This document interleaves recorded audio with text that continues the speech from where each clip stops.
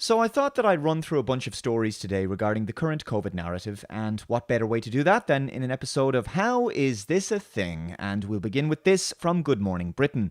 My experience, the patients that I've seen with the worst symptoms of coronavirus tend to be men. And the idea is that estrogen specifically can be protective.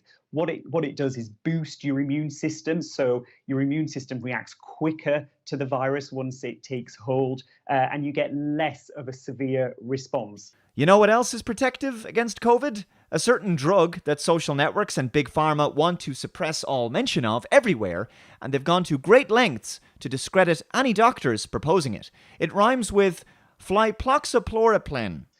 So yes, potentially the contraceptive pill, HRT, can be protective in terms of boosting your immunity and protecting you against the serious signs and symptoms of COVID-19. More research needs to be done, because people are going to think, well, I'll go and get myself one. I'll risk my man boobs maybe and just go and get myself on the contraceptive pill. That's going to be an instinct to people, isn't it? Yeah, definitely. That would definitely be the first instinct of men watching this. Taking estrogen and growing man boobs to fight a virus no more deadly than a seasonal influenza. Sounds perfectly reasonable and not in any way totally insane or anything. What am I watching? Yeah, it may feel that way. All hormones have side effects. There's risks associated with it. You know, we've got problems with certain types of estrogen-related cancers, breast cancer, endometrial cancer, which is cancer of the lining of the womb as well. And other side effects of men taking estrogen are, sterility. But, let's not worry too much about that. It's amazing because we're not even allowed to talk in the public square anymore about flyploxychloroquine, but here we are talking about female hormones for men, which carries some pretty serious side effects, like feminization, wreaking havoc on your endocrine system, and the inability to ever breed again. I'm sure feminizing men and making them physically weaker and sterile is not part of some kind of plan or anything. So everything has to be balanced, and we certainly wouldn't want everyone just going on estrogen pills or hormone pills, because that interacts with lots of other things and can cause problems in itself. So it's all about striking a balance, and we certainly wouldn't recommend all men going on the hormones pill at all. Not yet, without the right evidence. Not yet. Not yet. Well, considering how every recommendation in the media put forward to treat COVID eventually becomes mandatory. It's a small bit of a concern. By the way, this video was tweeted by Good Morning Britain, and it garnered such a negative response, they took the tweet down. But this whole idea of men being given estrogen in order to fight coronavirus was touted some months ago. This article was from April 27th from the New York Times. Can estrogen and other sex hormones help men survive COVID-19? Men are more likely than women to die of the coronavirus, so scientists are treating them with something women have more of, female sex hormones. As the novel coronavirus swept through communities around the world, preying disproportionately on the poor and the vulnerable, one disadvantaged group has demonstrated a remarkable resistance. Women, whether from China, Italy, or the US, have been less likely to become acutely ill and far more likely to survive, which has made doctors wonder, could hormones produced in greater quantities by women be at work? Now scientists on two coasts acted quickly on their hunches in an effort to save men's lives, are testing the hypothesis. The two clinical trials will each dose men with the sex hormones for limited durations. Last week, doctors on Long Island in New York started treating COVID-19 patients with estrogen in an effort to increase their immune systems. And next week, physicians in Los Angeles will start treating male patients with another hormone that is predominantly found in women, proestrogen, which has anti-inflammatory properties and can potentially prevent harmful overreactions of the immune system. Messing with people's hormonal and chemical balance in the name of fighting this pandemic, which has actually come and gone, by the way. I mean, at what point do people twig that this is a massive psyop? The technocrats pushing all this nonsense must be having a right good chuckle at our expense. They see people walking the streets in masks and face shields and standing on social distancing circles and following arrows like compliant sheep. And they must be in hysterics at how they've played people's ignorance and collective acquiescence and stupidity. On a related note, the destruction of men and attacks on masculinity have been going on for decades, as we know, and they've all been part of a slow process of producing a more compliant and docile populace without a means of being able to fight and defend itself. Men have been encouraged to become and think more feminine, to share their feelings, to resolve their problems by, crying, by taking men away from their innate gender roles, behaviors, and natural instincts. That's why we've seen strong and confident male role models from pop culture movies replaced with female characters essentially behaving like men. Anyway, that's something I've discussed extensively in other videos about modern Hollywood. Giving men estrogen is just a final insult. Moving on, this article is from Fox News. Dr. Nicole Safir, COVID-19 from goggles to testing, this is what we need to do next to beat coronavirus. While the country continues to battle with COVID-19, and as our testing capacity has ramped up, there is a growing conversation about the possibility of aerosolized transmission and even wearing goggles to protect the eyes. They just keep going. They just keep doing this. As Henrik Palmgren of Red Ice TV joked recently on Twitter, mandatory COVID-19 compliant equipment 2 months from now. I mean, he's kidding here, but there's a point to be made. What's happening is that an idea about how people should behave or what they should wear to fight COVID-19 is bandied about 1 week, and then it's dismissed, and then suddenly a few weeks later it becomes mandatory. Masks do nothing. There's no need to wear masks. A few weeks go by. Suddenly, masks are great. They help to fight COVID, and soon after that, there's calls for them to be made mandatory, and then they're made mandatory. I mean, how long before we'll be told to just wear gas masks at this point? Cover your entire head. When are the hazmat suits going to be made mandatory? Constant drip feeding and gradual normalization, right? And then complete compliance by the masses. The pot of water goes from a slow simmer to a gradual boil, and the frog doesn't realize what's going on. And on the subject of masks, what you're about to watch here is the kind of divide and conquer situation that the elites wanted to create.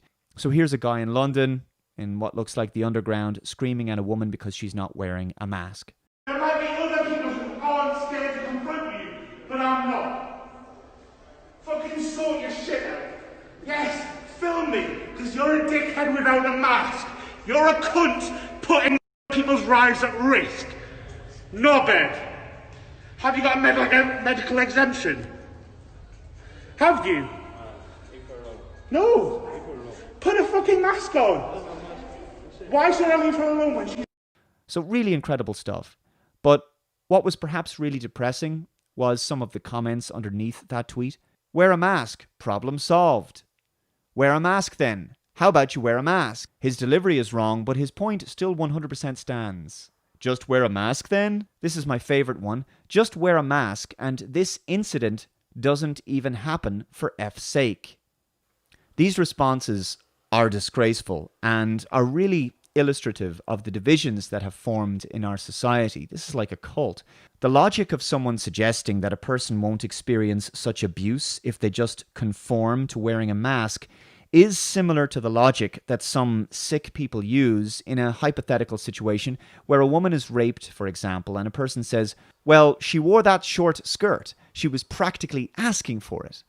The idea that a person would have to wear a lanyard to identify themselves publicly as a person who cannot wear a mask is obviously disturbingly similar to a yellow armband or star. Some of the worst aspects of humanity are now manifesting in this crisis. I never thought that the masses would be so utterly trusting of the media and government and completely brainwashed in this day and age, but I think I was giving the populace too much credit. This article is from Dublin Live. Coronavirus Ireland, wearing of face coverings in shops to become mandatory from Monday. Taoiseach Micheál Martin announced the decision this evening, and that's it, right? The government says something and then it becomes mandatory, and that's all the people need, right? To be told what to do, what to wear and what to think without question. I think most people are in a trance and they genuinely believe everything they're being told by the media. But I think there's another group of people who we really need to reach, who are kind of on the fence but still compliant, and they might be questioning things in their own heads, but I think at a subconscious level there's something deep within these people that knows something is not quite right. But to entertain that notion for long would lead them to a realization that would possibly be too devastating for them to admit. That firstly, they have been lied to and therefore fooled, and secondly, that the world doesn't work the way they think it does. that the government is not here to help them, that the political system is just a charade, and that their voice and right to vote means very little. In fact, the democratic system is so utterly compromised that placing a tick in a ballot box is basically an illusion of control and freedom, in the same way that the pedestrian crosswalk button is nothing more than a placebo that doesn't do anything, but it does make people feel like it's doing something when they press it. These people would have to grapple with the fact that powerful evil forces are currently running this world and have terrible plans for their lives. That they are in fact enslaved. It's like a person who suppresses a terrible trauma that took place in their life many years ago, like physical or psychological abuse. To bring it to the surface and deal with it would possibly be too much for them, or overwhelming, so they bury it and deny that it happened. So there's a kind of subconscious rationalization, and the loss of all freedoms and individual liberties and the entire lockdown itself has to be somehow justified. If people wear the mask, they can somehow make believe that this virus is truly the Spanish flu that they've been told that it is, and that way they don't have to admit that the truly terrifying reality is the virus isn't the problem. The government is the problem. The globalists are the problem. The truth is that they live in a prison. We've been living in a prison our entire lives, held hostage to a predatory international monetary system and a globalist agenda, and the only difference now is, in 2020, the bars of the cage became visible and the prison guards added extra locks and chains. The terms and conditions of the prison have been changed. A lot of us in this movement have long known that by and large the elites who run this world see the populace as little more than cattle, and they're now treating humanity as such. This is an ego-bruising realization for most normies to come to, that they can be fooled and controlled and convinced of things that aren't true, and that in the grand scheme of things, their lives are not seen as being in any way important to the elites, that they have much less control and influence in the world than they thought.